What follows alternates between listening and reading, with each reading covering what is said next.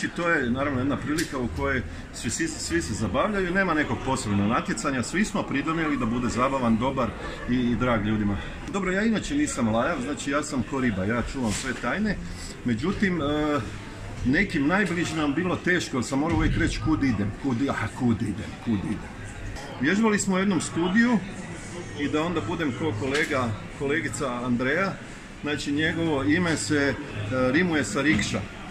Sad ljudi ako sude samo po vanjštini mogli su reći prije, dobro još sam prije bio deblji, pa bi bio još veća punjena paprika, dapače sarmetina. Ali sad sam malo snošavio, punjena paprika se dijeli sa mnom po karakteru jedino to što je puno ljudi voli, što je iskrena, uvijek puna ukusa i okusa i što voli ljude, a i oni papriku. Pa nekako nemam favorita jer ja stvarno, evo kunem se, ja pojma nemam koje. Ja cijelo vrijeme isto nagađam. Što se tiče ljepote maske, mislim da je apsolutni masterpiece Zigma napravio sa meduzom. Dalmatinka je isto prekrasna, torpedo je vrlo intrigantan i svaka mu čast na paprici koju je proizveo, vrlo domišljato i na kraju je stvarno funkcioniralo.